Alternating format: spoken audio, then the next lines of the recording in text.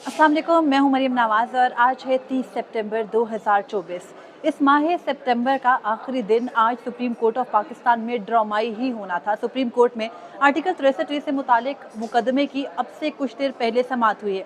Article 63A नजरसानी case में justice Munib Akhtar पर तमाम नजरें थी। क्या वो बेंच में शामिल होंगे, क्या वो बेंच में शामिल नहीं होंगे, तो क्या रिक्यूज कर देंगे, और अगर रिक्यूज नहीं करेंगे तो किस तरह से, किस तरीके से वो अपने ऊपर उठने वाले तमाम एतराज़ात का जवाब भी देंगे और मौजूदा सूरत हाल में इस मुकदमे में अपनी शमूलियत भी रखते हुए इस मुकदमे को आगे बढ़ने नहीं देंगे। ये वो बेसिक सवाल था जो अभी तक पूछा जा रहा था, जो हम सबके जहनों में था। हम मुख्तलिफ पॉसिबिलिटीज़ के हवाले से बात कर रहे थे। आर्टिकल 63 अहम तरीन मुकदमा है जो कि आइनी तरमीम का प्लान सी है।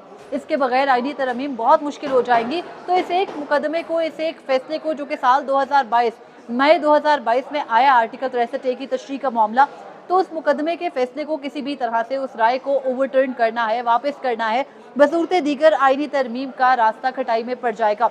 तो मौजूदा सूरत हाल के अंदर जजेस के दरमियान बढ़ती लड़ाई में आज जस्टिस मुनीब अख्तर को चीफ जस्टिस कादी फैज़ ने अल्टीमेटम दिया है। 24 घंटे दिए गए हैं जस्टिस मुनीब अख्तर को। आप किसी बेंच में शामिल हो जाए, इसी बेंच के अंदर आके बैठ जाए, बसूरत दीगर मैं बैठकर उस कमेटी जो कि ऑर्डिनेंस के तहत कायम की गई है, नया बेंच बना दूंगा। आज कमरा अदालत में क्या हुआ, क्या हो सकता है इन अगले 24 घंटे में, इससे मुतालिक आपसे बात करते हैं। और साथ ही बात करेंगे जस्टिस मुनीब अख्तर के लिखे गए उस लेटर का, जो कि आज कमरा अदालत में पहुंचकर सबको मालूम पड़ा कि जस्टिस मुनीब अख्तर ने वो खत लिख दिया है जिस खत को हम पिछले हफ्ते से प्रिडिक्ट कर रहे थे। जस्टिस मंसूर अली शाह ने 23 सितंबर 2024 को chief justice of Pakistan justice Qazi Faez और जस्टिस अमीनुद्दीन खान की सरबराही में बनी ये कमेटी, जो कि 3 रुकनी जजेस कमेटी है, और उसमें जस्टिस अमीनुद्दीन खान को जुम्मे को शामिल किया गया था। 18, 19, 20 सितंबर की जो डेवलपमेंट थी, उसके बाद जस्टिस मंसूर अली शाह ने बाकी जजेस की मुशावरत के साथ उस कमेटी में बैठने से इनकार किया। साथ ही ये कहा कि जब तक जस्टिस मुनीब अख्तर को वापस नहीं बिठाया जाता, या फिर जो फुल कोर्ट की मीटिंग है उसको दोबारा नहीं लाया जाता, अब उसको फुल कोर्ट की मीटिंग बिठाकर फैसला नहीं किया जाता इस पूरे मामले पर कि सुप्रीम कोर्ट के प्रैक्टिस एंड प्रोसीजर ने कैसे चलना है, तब तक वो इस 3 रुकनी जजेस कमेटी का हिस्सा नहीं बनेंगे। जस्टिस मंसूर अली शाह के इस फैसले के बाद, उनके इस खत के बाद, उनके इस डिसीजन के बाद, chief justice of Pakistan justice Qazi Faez ने 25 सितंबर को उनको जवाब तहरीर किया। वो सिर्फ जवाब नहीं था, बल्कि वो हुकूमती ऑर्डिनेंस के जवाब में चीफ जस्टिस कादी फैज़ की उसके पीछे पिन्हा ख्वाहिशात पर मबनी 11 ख्वाहिशात पर मबनी ऑर्डिनेंस की वजूहात थी। और साथ में जस्टिस मंसूर अली शाह को उन्होंने बार बार बताया कि जिस जस्टिस मुनीब अख्तर की आप आज दिफा में खड़े हो गए हैं, उस जस्टिस मुनीब अख्तर के एटीट्यूड पर तो आपको भी मसाइल थे। चीफ जस्टिस कादी फैज़ ने यह भी वहाँ कहा कि जस्टिस मुनीब अख्तर नाकाबिले कबूल हैं क्योंकि उनका अपने साथी जजेस के साथ रवैया दुरुस्त है। जस्टिस मुनीब अख्तर के साथ नाकाबिले कबूल हैं क्योंकि वो 11 बजे मुकदमात की समाअत करके उठ जाते हैं। जस्टिस मुनीब अख्तर नाकाबिले कबूल हैं क्योंकि वो तमाम छुट्टियाँ पूरी करके गए हैं गर्मियों की और जजेस कमेटी इजलास में शामिल होते रहे हैं। जस्टिस मुनीब अख्तर जो है वो नाकाबिले कबूल हैं क्योंकि वो सीनियर जजेस की इज्जत नहीं करते, वो अपने जो एडहॉक जजेस हैं उनके सामने मनमाने मुकदमात नहीं लगने देते। जस्टिस मुनीब अख्तर अहम आइनी और जल्द नोयत के मुकदमात के लगने की मुखालफत करते हैं। जस्टिस मुनीब अख्तर ने एक कमेटी इजलास के दौरान सीनियर जजेस और तमाम हाई कोर्ट के चीफ जस्टिस के सामने बदतमीजी की। ये वो अल्फाज हैं जो chief justice of Pakistan justice Qazi Faez के हैं। हम इस किस्म के अल्फाज सुना करते थे जब स्कूल जाया करते थे। खैर, अब जजेस की लड़ाई भी बच्चों वाली हो गई है। आज कमरा अदालत नंबर 1 में गैर मामूली हालात थे। मैंने आपको इससे पिछली वीडियो में बताया कि जस्टिस मुनीब अख्तर की कोर्ट में जब हम गए तो उन्होंने हमें ये कहा कि क्या आप लोग इस मुकदमे में बड़ा ख़ास है, कोई सर्विस मैटर लगा था कि आप लोग यहाँ आके बैठे या फिर कुछ और है। और फिर उस कुछ और की समाअत आज कमरा अदालत नंबर 1 में 11:30 बजे हुई। 11:30 बजे क्योंकि वहाँ सहाफ़ी पहुँच चुके थे, वकला थे, रश था, एक हाइप टप किस्म का मुकदमा है, उसमें सभी आए होते हैं। तो वहाँ पर उम्मीद ये की जा रही थी कि बेंच बहुत भी लेट होता है क्योंकि हमें ये तो पता है गैर मामूली हालात है, जस्टिस मुनीब अख्तर ने नहीं आना, लेकिन अगर नहीं आना के सूरत में नहीं आना, बेंच आके बैठेगा, कितने जजेस आएंगे, तो कमरा अदालत में सब मौजूद थे। कमरा अदालत नंबर 1 में जजेस की 5 कुर्सियाँ लगी थी। वो 5 कुर्सियाँ ये इंडिकेट कर रही थी कि 5 रुकनी बेंच ने आना है, जस्टिस मुनीब अख्तर ने भी आना है, यानी कन्फ्यूजन को आखिरी टाइम तक जिंदा रखा गया। 11:30 से पौने 12 हुए, पौने 12 से 12 बज गए, यानी 11:55 का टाइम था जब कमरा अदालत नंबर 1 में chief justice of Pakistan justice Qazi Faez के अदालती अमले की जानिब से यह ऐलान किया गया कि तमाम अफराद अपनी अपनी नशिस्तों पर बैठ जाएं क्योंकि अब उड़ान भरने लगा है, प्लान नहीं बल्कि बेंच आने लगा है। और फिर बेंच आया तो उसमें जस्टिस मुनीब अख्तर मौजूद नहीं थे। चीफ जस्टिस कादी फैज़ के सीधी हाथ पर जस्टिस मुनीब अख्तर की कुर्सी को गैर मामूली तौर पर खाली रखा गया। हमने माजी में देखा है कि जब जजेस एतराज़ कर जाते हैं, बेंच से अलग हो जाते हैं, तो उनकी कुर्सियों को हटा दिया जाता है, उतने ही जजेस आके बैठते हैं जिन्होंने बैठना होता है। लेकिन चीफ जस्टिस कादी फ़ाइज़ ईसा आके बैठे। अटॉर्नी जनरल का पूछा तो अटॉर्नी जनरल मंसूर उस्मान अवान मौजूद नहीं थे। एडिशनल अटॉर्नी जनरल थे, उसके साथ ही बार के नुमाइंदगान शहजाद शौकत, एहसन बून वगैरह आ गए। उनकी भी नजरसानी दरख्वास्त है। आर्टिकल 63 के खिलाफ कि सुप्रीम कोर्ट ने आइन को रीराइट किया था। गुज़िश्ता रोज़ की वीडियो में मैं आपको बता चुकी हूँ, उन तफसीलात में नहीं जाऊँगी। आज की समात के साथ ही तक ही महदूद रहूँगी कि रीराइट कैसे किया गया था आइन को।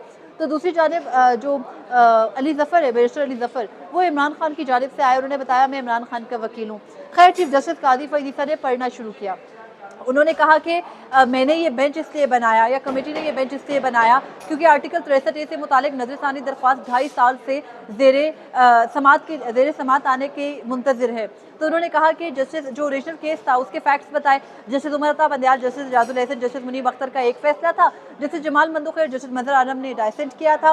फिर वो ये कहते हैं कि जो जस्टिस मुनीब अख्तर हैं उन्होंने इस मुकदमे में आज आने से इनकार कर दिया। चीफ जस्टिस कहते हैं जस्टिस मुनीब अख्तर एंटे रूम में, जो कि अदालतों के साथ मुल्हिका कमरा होता है जहाँ जजेस ब्रेक के दौरान चाय वगैरह पीते हैं, तो कहते हैं वहाँ वो मौजूद थे। अपने मामूल के बेंच में भी वो मौजूद थे। उन्होंने बेंच के किसी रुकन को ख़त नहीं लिखा, बल्कि आखिरी लम्हे पर यानी तकरीबन 11:30 के अराउंड रजिस्ट्रार को ख़त लिखा। उन्होंने कहा कि मैं पूरा ख़त नहीं पढ़ूंगा, ख़त के जो कंक्लूजन है वो पढ़ लेता हूँ। ख़त की कंक्लूजन पढ़ते हुए चीफ जस्टिस कादी फ़ाइज़ ईसा ये कहते हैं कि जस्टिस मुनीब अख्तर लिखते हैं कि वो जो मौजूदा कमेटी है, 3 रुकनी जजेस कमेटी, उस पर मोतरज़ हैं और जिस जजेस कमेटी की साख्त को वो नहीं तस्लीम करते या उस पर वो मोतरज़ हैं, उसके बनाए गए बेंच में वो शरीक नहीं होंगे।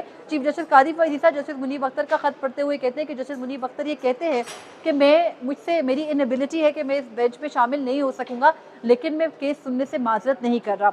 उसके बाद चीफ जस्टिस कादी फ़ाइज़ ईसा ने यह कहा कि उन्होंने गुड गवर्नेंस और ट्रांसपेरेंसी को सामने रखते हुए ये बेंच बनाया, जिसमें ऑथर जज जस्टिस मुनीब अख्तर, जस्टिस जमाल मंदोखी जिन्होंने डाइसेंटिंग नोट्स लिखे थे, और जस्टिस मजहर आलम को शामिल किया। लेकिन चीफ जस्टिस कादी फ़ाइज़ ईसा कहते हैं कि जस्टिस मुनीब अख्तर इस बेंच में नहीं आए। वो कहते हैं कि हम जस्टिस मुनीब अख्तर को मनाने की कोशिश करेंगे कि वो इस बेंच में बैठ जाए। 5 मरतबा उन्होंने कहा कि हम अपने मुअज़्ज़ज़ साथी जस्टिस मुनीब अख्तर को मनाने की कोशिश करेंगे, उन्हें आमादा करने की कोशिश करेंगे, उन्हें कायल करेंगे कि वो इस बेंच में बैठे। लेकिन बसूरत दीगर अगर वो बेंच में नहीं बैठते तो कल तक हम इस मुकदमे को एडजर्न करें। अभी हम उठ रहे हैं, कल तक हम उनको मनाएंगे। अगर वो नहीं बैठते तो 3 रुकनी जजेस कमेटी, 2 रुकनी जजेस कमेटी अब तो वो बैठकर नया बेंच बना देगी, क्योंकि हम किसी भी जज को फोर्स नहीं कर सकते कि वो किसी बेंच में आके बैठे। ये आज के मुकदमे में एक गैर मामूली जो है वो डिसीजन है। चीफ जस्टिस कादी फ़ाइज़ ईसा कहते हैं कि अगर किसी जज को किसी बेंच में नहीं बैठना या उसको कोई एतराज़ है तो उसका इजहार बेंच में आकर किया जा सकता है, ना कि आप उसका इजहार बेंच में आए बगैर कर रहे हैं। अभी आप बेंच में नहीं आ रहे, आप मुकदमे में नहीं बैठ रहे और आप अपना एतराज़ कर रहे हैं, तो कहते हैं अगर आपको एतराज़ भी करना है तो आप बेंच में आकर कीजिए। अब यहाँ पर बड़ा टेक्निकल ग्लिच है, यहाँ पर मसला है, यहाँ पर एक वो बहरान है जिसका जिक्र हम पिछले 1 हफ्ते से कर रहे हैं कि आपने एक ऑर्डिनेंस के ज़रिए 3 रुकनी जजेस कमेटी तश्कील दे दी। उस 3 रुकनी जजेस कमेटी की साख्त को जो जजेस तस्लीम नहीं करते, वो उसके बनाए गए उन तमाम 9 बेंचेस में शामिल नहीं होंगे जो आपने जस्टिस अमीनुद्दीन खान के साथ मिलकर बनाए हैं। आप एक जानिब ये कहते हैं कि जस्टिस मुनीब अख्तर उस बेंच में आकर बैठे, जब वो उस कमेटी को नहीं मान रहे। जस्टिस मंसूर अली शाह भी उस कमेटी को नहीं मान रहे और ऐन मुमकिन है ना ही ऑडियो लीक्स के मुकदमे में जस्टिस मंसूर और बाकी जजेस आके बैठेंगे, ना ही बाकी जो बेंचेस बनाए गए हैं उनके अंदर, क्योंकि कोई भी अगर आके बैठेगा तो वो हुकूमती ऑर्डिनेंस के जरिए supreme court practice and procedure जजेस कमेटी में रद्दोबदल को तस्लीम कर रहा होगा। तो ऐसी सूरत हाल में जस्टिस मुनीब अख्तर जब कमेटी की साख्त को नहीं मान रहे तो वो कैसे आके बैठ जाए। अगर वो आकर अपना जो कि राय अब वो कल तक नहीं देंगे, अगले 24 घंटे अहम हैं, जस्टिस मुनीब अख्तर को मनाने की क्या कोशिशें की जाएंगी, किसी के जरिए पैगाम भेजा जाएगा, वो नहीं कायल होंगे, वो अपना फैसला सुना चुके, उनके ख़त को मंजर आम पर अभी मुकम्मल तौर पर आना है, जिसमें चीफ जस्टिस कादी फ़ाइज़ ईसा के 11 एतराज़ात का भी खातिर ख्वाह जवाब होगा। लेकिन उसके अलावा जब तक जस्टिस मुनीब अख्तर नहीं मानते, अब ये केस आगे कैसे बढ़ेगा। चीफ जस्टिस कादी फ़ाइज़ ईसा ने हल तो बता दिए कि वो जजेस कमेटी में बैठकर बेंच बना देंगे, लेकिन क्या वो बेंच काबिल कबूल होगा, क्या उसकी कानूनी हैसियत होगी, क्या उसका फैसला जो है वो माना जाएगा कि आपने एक ऐसी सूरत में जब आप ऑलरेडी बेंच बना चुके थे और जज ने बेंच में बैठकर केस सुनने से माजरत नहीं की, तो फिर आप बेंच को आगे कैसे चला सकते हैं। और फिर आप में और जस्टिस उमर अता बंदयाल में क्या फ़र्क रह जाएगा कि फ़ौजी अदालतों के मुकदमे में चीफ जस्टिस कादी फ़ाइज़ ईसा साहब आपके सेम यही वर्ड्स थे, लेकिन आप तब बेंच में आए थे आप बेंच में आके बैठे थे, आपके सामने आपको कहा गया था, चीफ जस्टिस बंदयाल ने आपको वक्त दिया था, पिछले साल 23 जून 2023 की बात है, आप आए, आपने आके कहा कि मैं supreme court practice and procedure act पे के मुअत्तल होने की वजह से एतराज़ करता हूँ इस बेंच पे, मैं इस बेंच की जो साख्त है उसको कानूनी नहीं मानता। सेम वही वर्ड्स हैं जो आज जस्टिस मुनीब अख्तर इस्तेमाल कर रहे हैं। और तब आपने कहा कि मैं क्योंकि इसकी कानूनी हैसियत को मैं तस्लीम नहीं करता, तो इस वजह से मैं इस बेंच में नहीं बैठूंगा, लेकिन मुझे सिविलियंस की फौजी अदालतों में ट्रायल से मुतालिक मुकदमा सुनने से कोई मसला नहीं है, मैं रिक्यूज़ नहीं कर रहा, मैं केस सुनने से माजरत नहीं कर रहा। यूँ जस्टिस बंदयाल ने जाकर नया बेंच बना लिया था और वो आ गए थे, तो आप और जस्टिस बंदयाल आज सेम पेज पे खड़े हैं इस मामले पर कि तब आप थे उस तरफ खड़े और आज उस तरफ जस्टिस मुनीब अख्तर खड़े हैं। इस पूरी सूरत हाल में अब ये देखना है कि सुप्रीम कोर्ट में कायम ये बहरान कहाँ जाएगा और हुकूमत को जो होमवर्क करके देने की चीफ जस्टिस कादी फैज़ ने ठान ली है वो क्या कल ही मुकम्मल करके दे देंगे। ये मुकदमा कुछ दिन चलेगा, हर गुजरता दिन, क्योंकि कल से अक्टूबर शुरू हो जाएगा, कल 1 अक्टूबर है और फिर चीफ जस्टिस कादी फैज़ के पास बकिया बच जाएंगे 2 हफ्ते। हमें मालूम है कि अक्टूबर के तीसरे हफ्ते के बाद कुछ भी करना मुमकिन नहीं होगा। ये कोई आर्मी चीफ नहीं है कि आपके रिटायरमेंट के बाद आपको दोबारा लगा दिया जाएगा। एक ही इदारा था जिसके अंदर जजेस की रिटायरमेंट और नए जजेस की तैनाती का कोई मसला नहीं था। अब वहाँ पर भी मौजूदा हुकूमत के सरिए सहरा जाता है कि उन्होंने उसको भी आर्मी चीफ की तरह और दीगर तैनातियों की तरह मुतनाज़ तरीन और एक डिबेटेबल चीज़ बना दिया है। तो अब देखना है कि चीफ जस्टिस कादी फैज़ क्या इस बेंच को आगे लेकर चलेंगे तो क्या उसकी होगी कानूनी हैसियत, क्योंकि अगर आर्टिकल 63A मई 2022 में उसकी तशरीह इमरान हुकूमत के लिए या पाकिस्तान तहरीक इंसाफ, इमरान हुकूमत तो खैर जा चुकी थी, पाकिस्तान तहरीक इंसाफ को फ़ायदा पहुंचाने के लिए अगर तो थी, तब अगर जस्टिस मुनीब अख्तर की ये बदनीयती आप गर्दानते हैं तो आज आप मुस्लिम लीग नून या उसकी इत्तेहादी जमातों को फ़ायदा पहुंचाने के लिए ये कर रहे हैं, तो फिर आपकी बदनीयती भी ढकी छुपी नहीं है और उसका जिक्र भी हमेशा किया जाएगा। आप दोनों इक्वल होते जा रहे हैं और अब देखना है कि इस पूरी सूरत हाल में 24 घंटे बाद जस्टिस मुनीब अख्तर कोई नया पत्ता खेलते हैं, बेंच में शामिल रहेंगे, आएंगे नहीं आएंगे, आने का तो कोई इम्कान नहीं है, लेकिन उनकी अदम हाजिरी में क्या नया बेंच बनाया जाएगा, कोई नया रुकन इस बेंच में बैठेगा। चीफ जस्टिस कादी फैज़ के पास अच्छे ऑप्शन मौजूद हैं, जस्टिस नईम अख्तर अफगान है, जस्टिस मुसर्रत हिलाली है, जस्टिस सरदार तारिक मसूद हैं।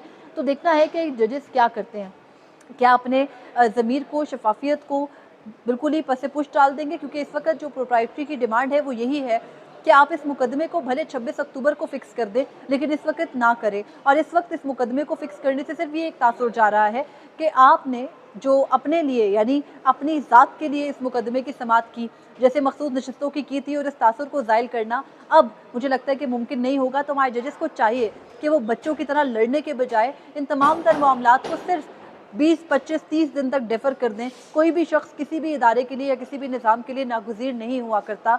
इंसान की ज़िंदगी मौत का भी नहीं पता होता, ख़त्म हो जाते हैं इंसान, उसकी लेगेसी, उसके अल्फाज, उसके इक़दामात याद रह जाते हैं। और यही वो चीज़ है जो सबको याद रखनी चाहिए, सिर्फ चीफ जस्टिस कादी फैज़ को नहीं बल्कि दूसरी जानिब खड़े जजेस को भी, कि आप अपनी ज़ाती लड़ाई में इतने आगे ना जाए, क्योंकि नुकसान अल्टीमेटली आवाम का हो रहा है, जिसके पैसे पर ये पूरा जो जुडिशल सिस्टम है और जिसके एतमाद पर आपकी अदालतें कायम हैं और जो अपनी उम्मीद के लिए आपकी तरफ देखती है। तो हमारे जजेस को लड़ने के बजाय इस मामले को फिलहाल डेफर कर देना चाहिए। देखना है अगले 24 घंटे अहम है, कल क्या होता है, क्योंकि ये सारी वो बातें जो मैं आइडियली कर रही हूँ, ये किताबी बातें और ऐसा यहाँ पर हुआ नहीं करता। मुझे इजाज़त दीजिए, अल्लाह हाफ़िज़।